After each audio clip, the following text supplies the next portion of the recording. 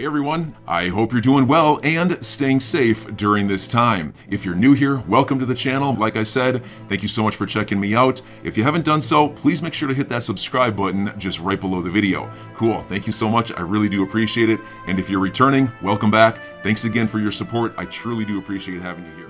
It looks like Gary Gensler might have just lost all his power in this most recent executive order. I think this completely flew over a lot of people's heads, and I didn't even pick this up.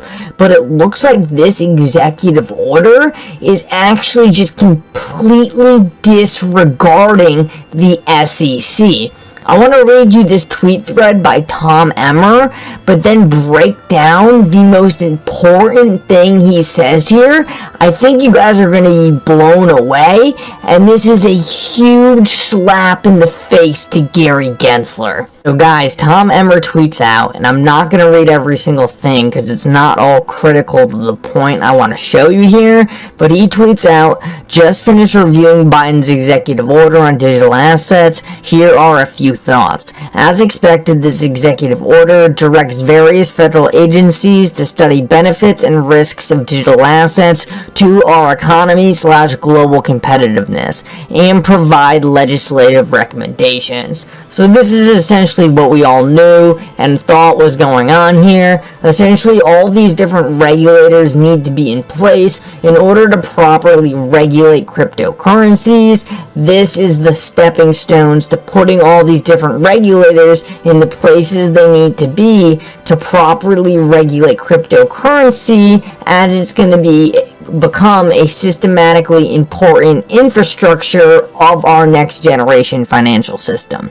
And then he goes on to say, crypto, tokenization, blockchain, NFTs, and smart contracts and stablecoins are powering a more viable economic structure with individual autonomy, and for the country, it's imperative that we develop a strategy to foster this innovation. Yes, we know blockchain is doing amazing things, and the US needs to figure it out so we keep this innovation here rather than shipping it to different places all around the world.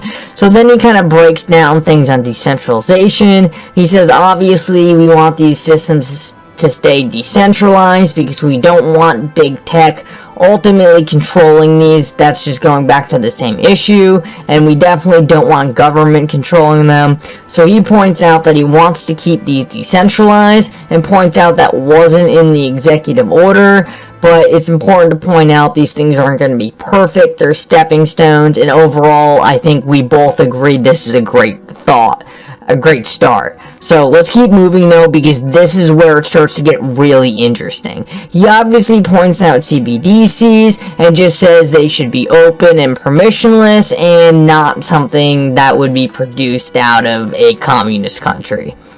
Finally, and this is where it gets super interesting, he says, point 3, most fortunately, the executive order doesn't ask the SEC to weigh in. SEC Chair Gensler has spent the past year intimidating crypto innovators and entrepreneurs with his unproductive regulation by public statement and enforcement action. His input is not critical, and this is huge because I did not see this at first, and I didn't even notice, or I thought I was just reading over it. The SEC is not mentioned in this executive order at all. This is crazy because the executive order, it completely disregards any input from the SEC. This is so interesting because Gary Gensler has been saying from the start, it is clear and obvious that the SEC should be the leading regulator in this industry. Well, this flies in the face of that statement because this shows it is actually not obvious and clear to anyone that the SEC should be in charge.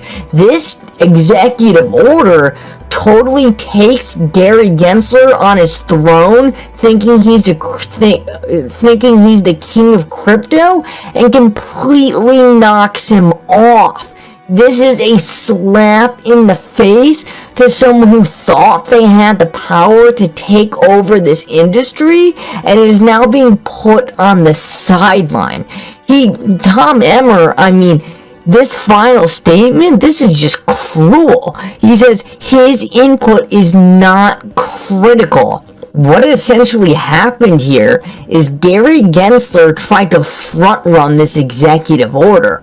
He tried to take control of the cryptocurrency industry.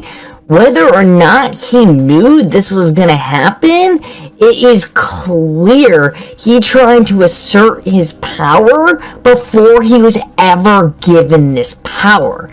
I mean, these are qualities of a rogue agency, like a tyrannical kind of portion of our government, because this is just simply not allowed.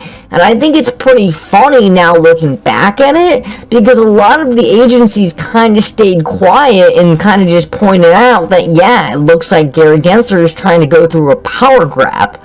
All the time in the background, they were just sitting there saying, laughing essentially, thinking we're about to give this guy zero say in anything going forward, so let him go on his little power trip. Eventually he's gonna lose it all.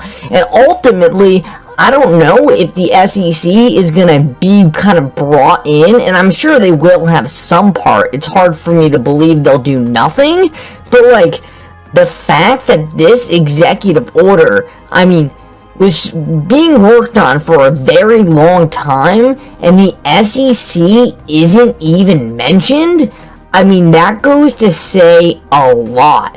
And I think it's also really important to point out the line where they specifically said, we want to backpack off of what other countries have been doing. We know cryptocurrencies are decentralized networks that are going to flow over countries' borders.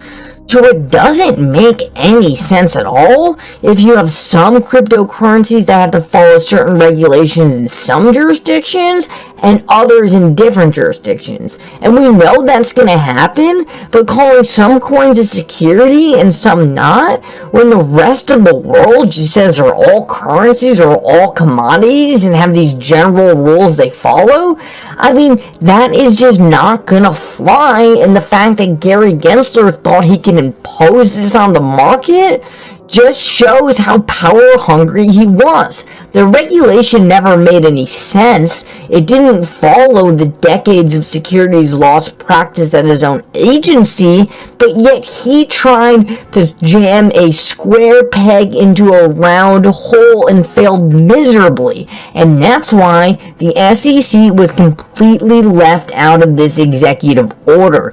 They don't even want to deal with the SEC anymore. And I want to finish this off with what Brad Garlinghouse said, because I read this earlier and I thought it was like very, very confident of him to say, but I didn't really understand at this point that the SEC just took this huge slap in the face on this executive order. Brad Garlinghouse knew that. So I want you to listen to what he says here, because I think it's pretty funny.